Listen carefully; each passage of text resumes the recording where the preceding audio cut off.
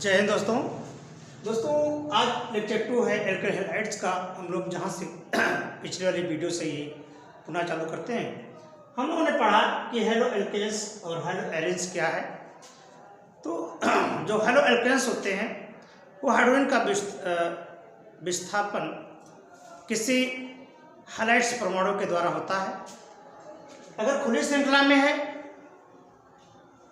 Aliphatic यौगिक में है तो हेलो एल्केन बनेगा, और यदि बंद श्रृंखला में है तो हेलो एरेन बनेगा। ठीक है, ये हम लोगों ने पढ़ा था।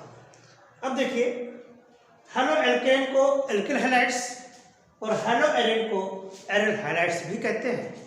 ये बात क्लियर हो गई। दूसरी बात देखिए जो इम्पोर्टेंट है इसमें, एल्किल हैलाइड्स में जो हाइड्रोजन परमाणु होते हैं उसमें हाइड्रोजन परमाणु sp3 संकरण वाले कार्बन परमाणु पर जुड़ेगा। ठीक है, जो आपका हाइड्रोजन परमाणु होता है वह sp3 संकरित परमाणु से जुड़ेगा। ठीक है, किसमें? हेलो एल्केन में या एल्किल हैलाइड्स में। हेलो एरीन में जो हाइड्रोजन जुड़ता है वह कार्बन कैसा होगा? sp2 हाइब्रिडाइज्ड होगा। ठीक है, वो कार्बन कैसा होगा? sp2 हाइब्रिडाइज्ड होगा। ठीक है, देखिए बहुत से हाइड्रोजन कार्बनिक यौगिक प्रकृति में पाए जाते हैं जिसका कुछ उपयोग चिकित्सा में औषधि के रूप में किया जाता है। देखिए यहाँ पर many hydrogen containing organic compounds occur in nature. बहुत से हाइड्रोजन कार्बनिक यौगिक प्रकृति में पाए जाते हैं एंड सम ऑफ दी, इनमें से कुछ क्लिनिकल यूजफुल चिकित्सा के रूप में या चिकित्सीय रूप से उपयोगी हैं। जैसे एक दवा है जिसका नाम है क्लोराम्फेनिकॉल। क्लोराम्फेनिकॉल जो एक प्रकार का हाइड्रोजन है, आपकी एनसीईआरटी में है। देखिए बच्चों, अगर आप शुद्ध रूप से कक्षा 11-12 की साइंस जैसे फिजिक्स है, केमिस्ट्री है, बायोलॉजी है पढ़ते जाएंगे तो आधे डॉक्टर तो आप वैसे हो जाएंगे। ठीक है, हालांकि नीट में बैठने के चांसेस तो आपको यहीं से हो जाते हैं कक्षा 12 से ही, लेकिन आधी जानकारी नहीं, ये ना कहें। हालांकि आपको बहुत सी जानकारी किसमें, इस केमिस्ट्री बायोलॉजी में हो जाती है, तो आधे डॉक्टर आप हो जाते हैं। अगर आपने शुद्ध रूप से पढ़ा है तो आप जान लीजिए कि आप डॉक्टर हो जाते हैं, आधा तो डॉक्टर हो ही जाते हैं। तो बताया गया जो क्लोराम्फेनिकॉल होता है वह क्लोरीन कंटेनिंग एंटीबायोटिक्स है, मतलब क्लोरीनीकृत है, वो है एंटीबायोटिक है, और माइक्रो ऑर्गेनिज्म के द्वारा तैयार किया गया, माइक्रो ऑर्गेनिज्म द्वारा संश्लेषित मतलब तैयार की गई है, प्रोड्यूस की गई है। और ये एक रोग है जिसको कहते हैं आंत्र ज्वर या टाइफाइड ज्वर में इसका उपयोग किया जाता है। ठीक है, तो ये एक प्रकार का हैलोजन है। तो हैलोजन का उपयोग प्रकृति में बहुत बढ़ा है, बहुत यूजफुल हो रहा है। ठीक है, तो कौन सी दवा है? क्लोराम्फेनिकॉल। क्लोराम्फेनिकॉल का उपयोग किस में किया जाता है? आंत्रिय ज्वर अर्थात टाइफाइड में इसका उपयोग किया जाता है। ठीक है, और body produce iodine containing hormones thyroxine. हमारे शरीर में आयोडीन युक्त हार्मोन्स जो थायरॉक्सिन उत्पन्न होता है, the deficiency of which cause DD goitre, जिसकी कमी से कौन सा रोग होता है? गलकंठ यानी घेंघा। इसमें थायरॉक्सिन ग्लैंड क्या हो जाती है? फूल जाती है, और ये ग्लैंड जब फूल जाती है तो बाहर निकल आती है, सूजन हो जाता है, स्वलन हो जाती है, तो गोइटर हो जाता है। तो एक प्रकार का रोग है गलकंठ जिसको कहते हैं। तो हमारी बॉडी में एक आयोडीन कंटेनिंग हार्मोन्स होता है जो थायरॉक्सिन उत्पन्न करता है, जिसकी थायरॉक्सिन अगर नहीं होगा तो हमारे शरीर में कौन सा रोग हो जाएगा? गोइटर हो जाएगा।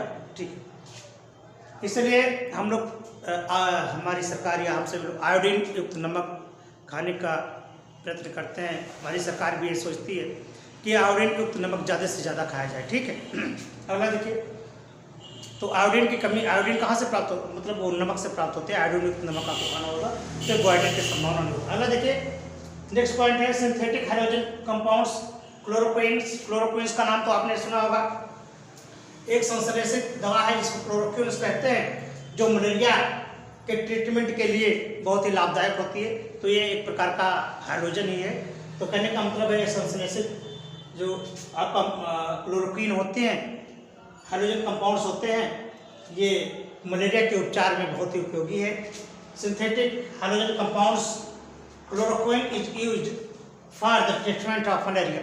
ये मलेरिया के रोग के लिए बहुत ही लाभकारी है। हाइलोथेन एक हाइड्रोजन से, हाइलोथेन इज यूज्ड एंड ये एनेस्थेटिक ड्यूरिंग सर्जरी। जो हाइलोथेन होता है एक हाइड्रोजन है जिसका प्रयोग सर्जरी के दौरान यानी शल्य चिकित्सा के दौरान या ऑपरेशन के दौरान, शल्य चिकित्सा किसे कहते हैं, जब शरीर में ऑपरेशन चीरा लगाया जाता है उस समय पेशेंट को बेहोश करने के लिए, एनेस्थीसिया यानी बेहोश करना, एनेस्थीसिया का प्रयोग, एनेस्थेटिक मतलब एनेस्थीसिया बेहोशी की दवा है। ये हाइलोथेन क्या है, बेहोशी की दवा है। एनेस्थेटिक करने के लिए हमें मतलब हाइलोथेन जो प्राप्त होता है वो किससे होता है, 1 टाइप से हाइड्रोजन, एक प्रकार के हाइड्रोजन से ही प्राप्त होता है। ठीक है, अब हम देखेंगे क्लासिफिकेशन, वर्गीकरण, हेलो एल्केन और हेलो एलेन का वर्गीकरण। देखिए बड़ा इंपॉर्टेंट है। देखिए पढ़ाई तो अब चालू हुई है, अभी तो आपका टेलर था। क्लासिफिकेशन क्या होता है यानी वर्गीकरण क्या है, इसकी हिंदी क्या होती है, वर्गीकरण। ये वर्गीकरण क्या है, इन्हें वर्गों में बांटना। तो हाइड्रोजन परमाणुओं की संख्या के आधार पर, हाइड्रोजन परमाणुओं के संख्या के आधार पर on the basis of hydrogen atoms, on the basis of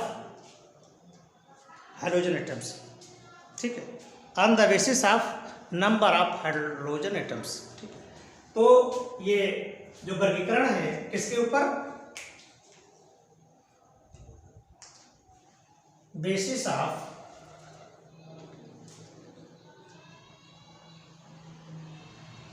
number of hydrogen atoms.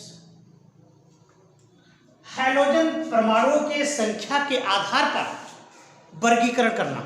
ठीक है, हाइड्रोजन परमाणु की संख्या के आधार पर किस तरह से वर्गीकरण किए गए हैं, देखिए कैसे है। ये एक है ये हेलो एल्केन और दूसरा है हेलो एरिन। देखिए एक है हेलो एल्केन और दूसरा है हेलो एरिन। अगर हेलो एल्केन में हाइड्रोजन की संख्या को, नंबर को x से प्रदर्शित, ये हाइड्रोजन है, x क्या है आपका, ये हैलाइड है यानी हाइड्रोजन। अगर इसकी संख्या 1 है तो मोनो हैलाइड या हाइड्रोजन जब जुड़ जाएगा तो हैलाइड कहलाएगा। मोनो हैलाइड, अगर संख्या 1 है तो मोनो हैलाइड, अगर संख्या में ये 2 है तो डाई हैलाइड, अगर संख्या में 3 है तो पॉली हैलाइड्स या ट्राई हैलाइड्स, 4 है टेट्रा हैलाइड्स, ये सब पॉली हैलाइड्स भी आते हैं। तो mono halides, di halides, poly halides. ठीक है, अब देखिए इसका नाम कैसे होगा, किस तरह होगा, जैसे यहां पर देखिए CH3X एक है तो इसे क्या कहेंगे, ये मोनो हैलाइड है। क्या है, मोनो हैलाइड, क्योंकि इसमें एक ही हैलाइड परमाणु जुड़ा है। क्लियर। दूसरा देखें,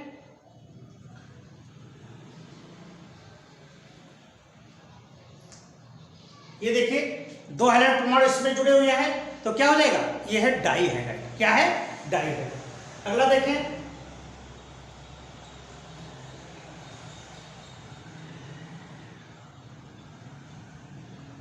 ये क्या है, ये आपका ट्राई हैलाइड है। ठीक है, तो ये है आपका ट्राई हैलाइड या पॉली हैलाइड्स, इसे कहते हैं डाई हैलाइड्स और इसे कहते हैं मोनो हैलाइड्स। ठीक है, ये मोनो हैलाइड्स, डाई हैलाइड्स और ट्राई हैलाइड्स। अब इसका आप नाम बताएं क्या है, इसका नाम है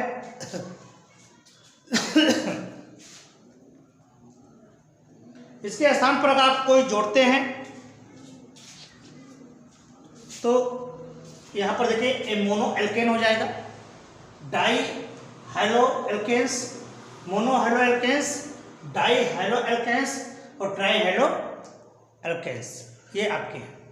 लेकिन अगर इसमें हेलो एरीन में अगर हाइड्रोजन परमाणु जुड़ते हैं तब क्या कहलाते हैं? सेम टू सेम इसमें भी वही कहलाएंगे। अगर एक में जुड़ा है तो यहां पर आपको क्या कहना है? मोनो हेलो एरीन कहना है। Mono hello arene, mono hello arene, die hello arene, try hello arene. ठीक है, इस तरह से आपको कहना है। जैसे देखिए एरीन जहां से जहां आएगा वहां पर आपको जान लीजिए कि बेंजीन रिंग आपको ये बेंजीन रिंग आपको प्राप्त होगा। भाई बेंजीन नहीं होगा तो हेलो एरीन नहीं जाएगा। ठीक है, या आप ऐसे कर लें, ये अब यहां पर अगर X जुड़ा है तो क्या होगा? Mono hello arene, mono hello arene. यहां पर इसका नाम, सिर का नाम लिखने पहले, इसका नाम है मोनो हेलो एल्केन। यहां देखिए die halo alkane, die hello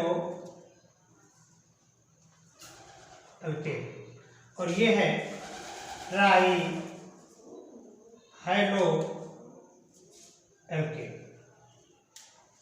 ये हो ना, mono halo alkane, die halo alkane और ट्राई हेलो एल्केन। अगर इसके स्थान पर कोई चीज रख दिया जाएगा, अभी जब नामोक्लेचर किया जाएगा, जब अगले इसी में जब आपको आगे जब नामोक्लेचर किया जाएगा तब वहां पर कंफर्म किया जाएगा। तो ये आपका क्या है? तो ये जिस प्रकार से खुली श्रृंखला में था, अभी हम बंद श्रृंखला में तो जितने भी हाइड्रोजन परमाणु होंगे उतने हाइड्रोजन कहेंगे। बाद में आपको क्या कहना होगा? एरीन कहना होगा। जिस तरह से यहाँ पर आप क्या कहते थे? एल्केन कहते थे, ठीक इसी प्रकार से आपको यहाँ क्या कहना होगा? एरीन कहना होगा।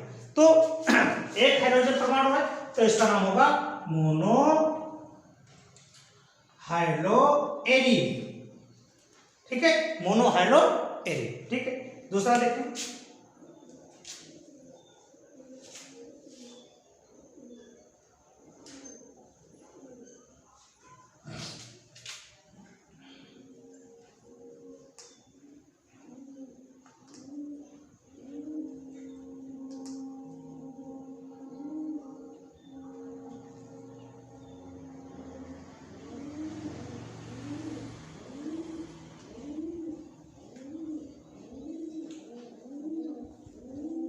एक हेलाइड यहां लगा है, एक हेलाइड यहां, तो दो हेलाइड हो गए।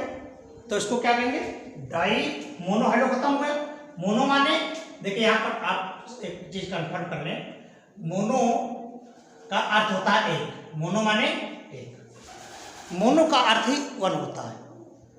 जैसे मान लीजिए दो बार लगा है, एक ही श्रृंखला में दो बार कोई फंक्शनल ग्रुप लगा है तो आप पढ़ते हैं डाई क्लोराइड, डाई क्लोरोफ्लाना, है ना। तो मोनो का अर्थ होता है वन। यहां पर देखिए डी आई, डाई का अर्थ होता है टू, ठीक है, और टी आर आई ट्राई माने होता है तीन। ध्यान रहे कभी टी आर वाई मत लिखना। टी आर वाई का मतलब क्या है? टी आर वाई मीन्स होता है अटेम्प्ट। अटेम्प्ट माने प्रयास करना, प्रयत्न करना।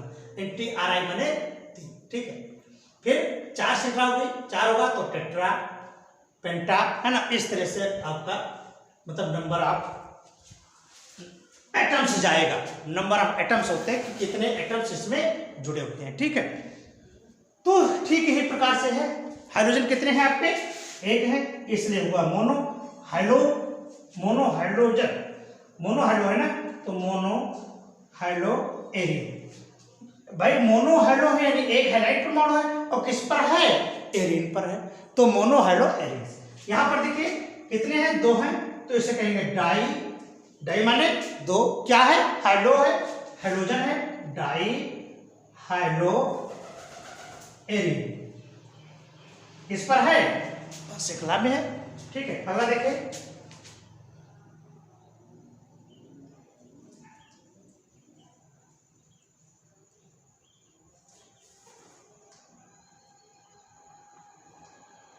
ये देखिए किसमें कितने हैलाइड हैं?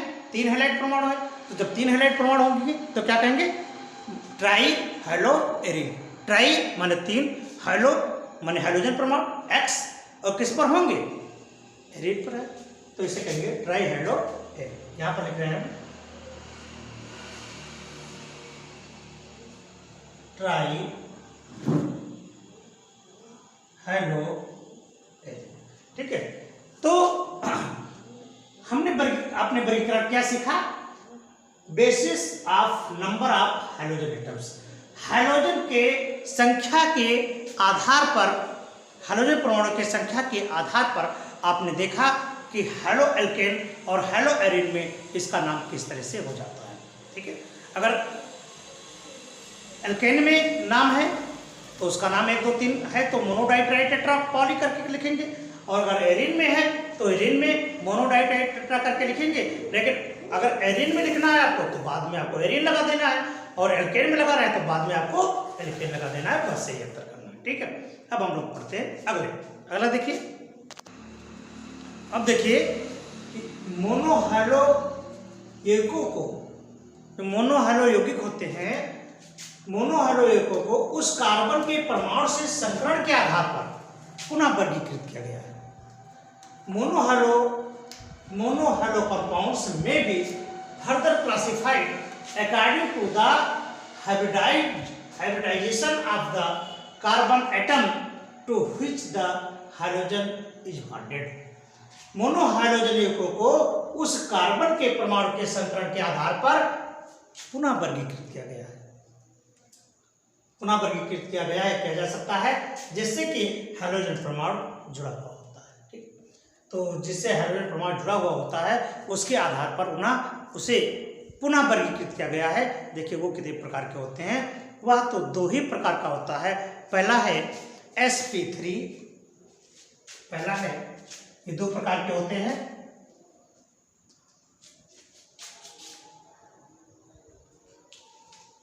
पहला है sp3 हाइब्रिडाइजेशन,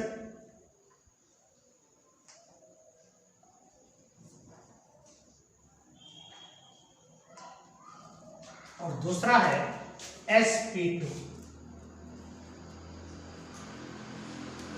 तो एक क्या है, sp3 हाइब्रिडाइज वाले कार्बन परमाणु होते हैं, और दूसरा है sp2 हाइब्रिडाइजेशन वाले कार्बन परमाणु होते हैं। इन्हीं के आधार पर इनको पुनः वर्गीकृत किया गया है। तो अब एक एक करके हम लोग पढ़ेंगे। पहला है sp3 हाइब्रिडाइजेशन, कि sp3 में हाइड्रोजन परमाणु किस तरह से इस कार्बन पर जुड़ा होता है, इसका नाम क्या होता है। देखिए आगे वाला वीडियो हम आपको अब पढ़ाएंगे, अगले वाले वीडियो में।